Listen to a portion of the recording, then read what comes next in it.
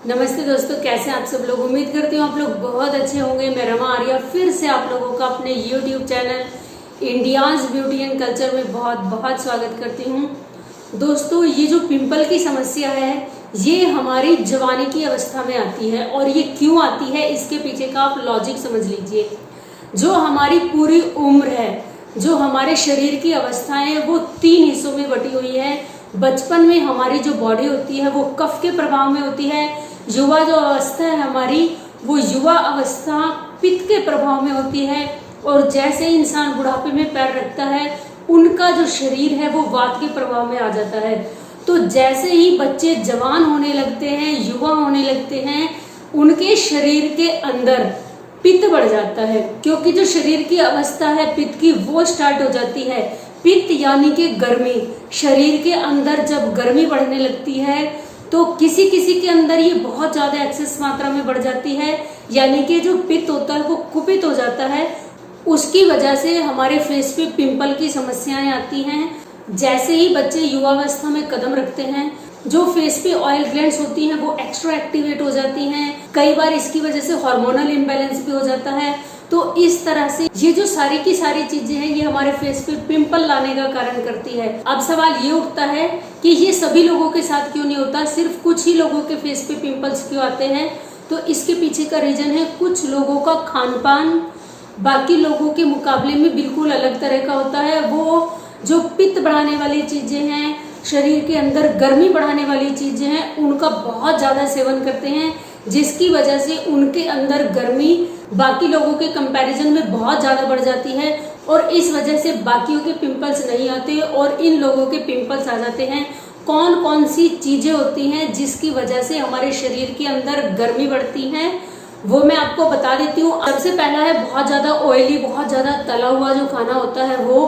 क्योंकि आप लोगों ने देखा ही होगा, जब आग जल रही होती है, अगर उसके अंदर हम चिकनाई डाल देते हैं तो जो अग्नि है वो और ज्यादा भड़क जाती है। साथ ही साथ जो गर्म तासीर की चीजें होती हैं वो भी जब खाई जाती हैं, हमारी बहुत सारी सब्जियां हैं जो गर्म तासीर की हैं, बहुत सारे हमारे किचन में मसाले होते हैं जो गर्म तासीर के होते हैं। जब ये एक्सेस मात्रा में खाए जाते हैं तब भी शरीर के अंदर गर्मी बढ़ जाती है। और साथ ही साथ चाइनीज जो फूड आइटम होते हैं इसमें एजिनोमोटो का इस्तेमाल किया जाता है। एजिनोमोटो सबसे ज्यादा शरीर के अंदर गर्मी बढ़ाने का हमारे अंदर काम करता है। हमारे किचन में रखी हुई जो चीनी है, चीनी भी हमारे शरीर के अंदर बहुत गर्मी बढ़ा देती है। तो बच्चों, आपको ये जो चीजें हैं, गर्म तासीर की जो चीजें होती हैं वो अवॉइड करनी है। ज्यादा तला हुआ, डीप फ्राई किया हुआ पराठे, पूड़ियाँ, कचौड़ियाँ, पकौड़े, इन सबको अवॉइड करना है। गरम जो चीजें होती हैं, सारे गरम मसाले हुए, लाल मिर्ची हुई, इन सबको आपको अवॉइड करना है। जो सब्जियां हैं उनमें से जो बैंगन है, पालक है और चौलाई है, मेथी है, हरी मेथी, ये जो चीजें हैं ये गर्मी शरीर के अंदर पैदा करती है, इनको अवॉइड करना है। कई सारे जो फल हैं, आम है, पपीता है, कीवी है, चीकू है और सेब है, आपको ये इस तरह के जो फल हैं इनको भी आपको अवॉइड करना है।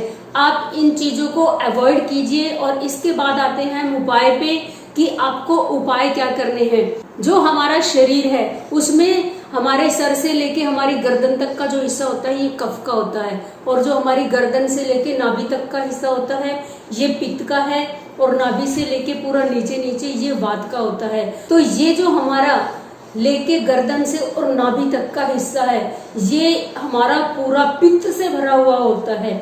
इसके पित्त को शांत करने के लिए, इसके पित्त को कम करने के लिए कि हमारे शरीर के अंदर गर्मी ना बढ़े, हमें कुछ ठंडी तासीर की चीजें अपने डाइट में शामिल करनी है।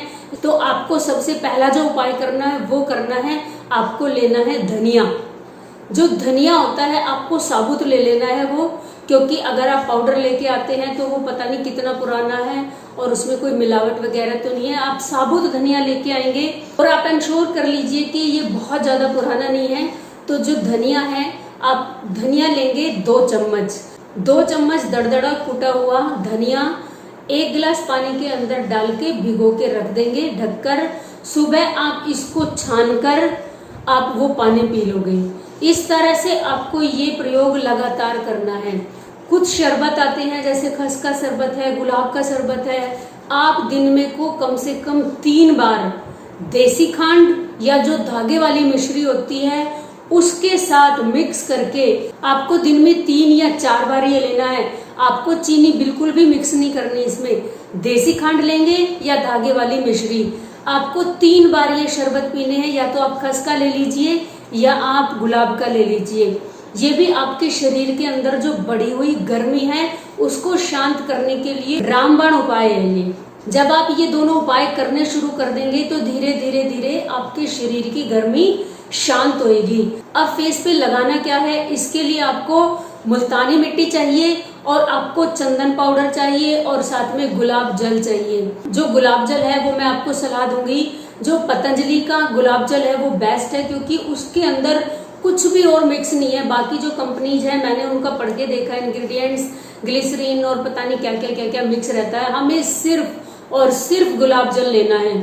तो थोड़ी सी मुल्तानी मिट्टी, थोड़ा सा चंदन का पाउडर और उसको पेस्ट बनाने के लिए गुलाब जल मिला के आप उसका पेस्ट बना लीजिए और अपने फेस पे अप्लाई कर लीजिए।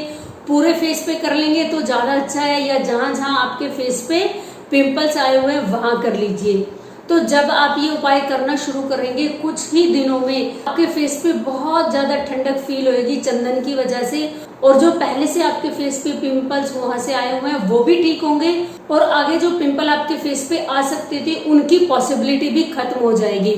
इसी के साथ ही साथ अगर आप एडिशनल में कुछ करना चाहें तो आपको लेना है हरा धनिया, जो पत्तीदार हरा धनिया आता है सब्जी मार्केट में। तो हरे धनिया को लीजिए, बहुत अच्छे से धो लीजिए उसकी पत्तियों को, और उनकी पत्तियों का बहुत अच्छा सा पेस्ट बना लीजिए। उसको कुछ टाइम के लिए फ्रिज में रख दीजिए, वो ठंडा हो जाएगा। पूरा आपने पीसा है लुगदी समेत ही, उसको पूरे को फेस पे लगा के लेट जाइए और सूखने के बाद उसको नॉर्मल पानी से धो लीजिए, क्योंकि जो ये धनिया है ये तासीर में बहुत ठंडा होता है। ये आपके फेस पे बहुत कूलिंग इफेक्ट देगा, और पित्त बढ़ने की वजह से जो आपकी स्किन की गर्मी बढ़ी हुई है उस गर्मी को ये शांत करेगा। और अगर आपके फेस पे पिंपल्स के निशान आ गए हैं ये उसको भी दूर करेगा। और अब हम बात करते हैं, अगर आप अपने उपाय करने के इस प्रोसीजर को नेक्स्ट लेवल पे ले जाना चाहते हैं तो प्राकृतिक चिकित्सा की 2 बहुत ही फेमस क्रियाएं हैं। एक है कुंजल क्रिया और दूसरी है विरेचन। कुंजल क्रिया मैंने आपको अपनी जो पुरानी पिंपल की वीडियो बनाई थी बहुत डिटेल में मैंने आपको बताया था कि पिंपल्स कैसे दूर करने हैं आपको। अगर आप उस वीडियो को भी फॉलो करते हैं तो भी आपके जो पिंपल हैं वो कम्प्लीटली ठीक हो जाएंगे। तो उसमें मैंने आपको कुंजल की क्रिया बताई हुई है। उसमें पानी को पीकर बाहर वमन करना होता है, जिससे कि हमारे लीवर के ऊपर जितनी भी गर्मी है वो सब बाहर निकल जाती है, और कुछ ही दिनों में जो पित्त का प्रकोप है वो शांत हो जाता है। मेरी आप लोगों से सलाह है कि आप जो मेरी पुरानी वीडियो है पिंपल की वो भी प्लीज जाकर देखिए, बहुत अच्छी वीडियो बनी हुई है वो, उसमें और भी एक्स्ट्रा उपाय बताए गए हैं।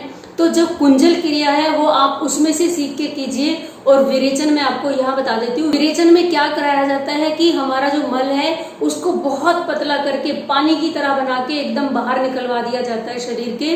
तो इसके लिए सबसे बड़ी चीज है त्रिफला। आप ये जो उपाय है 7 दिन लगातार करेंगे, और जब आप ये उपाय कर रहे होंगे तो आपको बहुत खास ख्याल रखना है। इन 7 दिनों में आपको बिल्कुल सात्विक भोजन खाना है, एकदम हल्का फुल्का, दलिया, खिचड़ी, मूंग की दाल, फुल्का वगैरह, और फल खा सकते हैं आप। आपको बहुत लाइट खाना खाना है। साथ ही साथ जो आपकी आंतें एकदम नई हो जाती हैं, सारा क्लीन हो जाता है आपका सिस्टम। जो ये विरेचन की प्रक्रिया है इससे जो आपका सिस्टम है वो एकदम क्लीन हो जाता है। इसमें जो नया खाया हुआ जो भोजन है वो ना चिपके आपकी आंतों में, आपके सिस्टम में। इसके लिए आपको क्या करना है, अपने खाने में बहुत सारा देसी गाय का घी डाल के खाना है।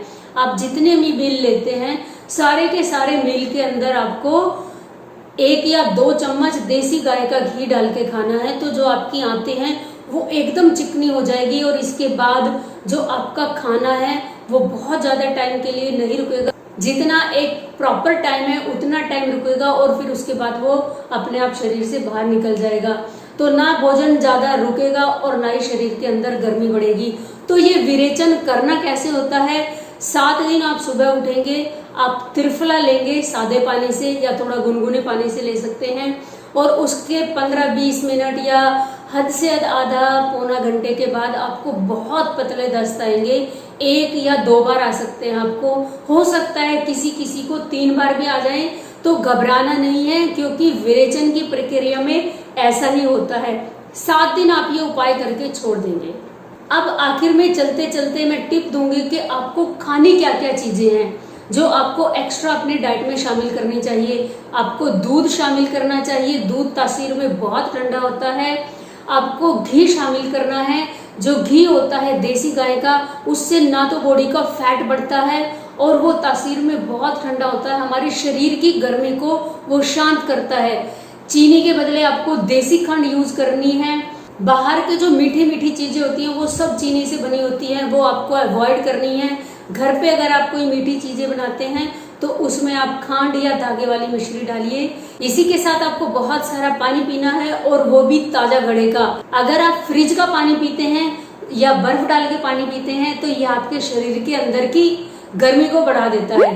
तो पानी आपको फ्रिज का और बर्फ डाला हुआ अवॉइड करना है, घड़े का पानी आपको पीना है। वीडियो बहुत लंबी हो गई है, आप लोगों को नाराजगी होती है कि वीडियो दीदी बहुत लंबे बना देते हो, तो अभी के लिए इतना ही। उम्मीद करती हूँ आपको वीडियो अच्छी लगी होगी। अगर वीडियो आपको पसंद आई है तो प्लीज लाइक जरूर करना। मेरे चैनल पे नए आए हैं तो चैनल को सब्सक्राइब करके बेल बटन जरूर दबा देना। कमेंट करके जरूर बताना ये वीडियो आपको कैसी लगी, और आप सजेशन भी दे सकते हैं कि आपको किस टॉपिक पे वीडियो चाहिए। लेट सवेर वीडियो जरूर बनेगी, बेचैनी मत उठाया करो कि हमने दीदी ये बताया था, इस पे आपने वीडियो नहीं बनाई। जैसे ही आप मुझे सजेस्ट करते हो मैं नोट कर लेती हूँ, और उसके बाद जैसे जैसे नंबर आता है मैं सभी के लिए वीडियो बनाती हूँ। तो थोड़ा सा पेशेंस रखा कीजिए।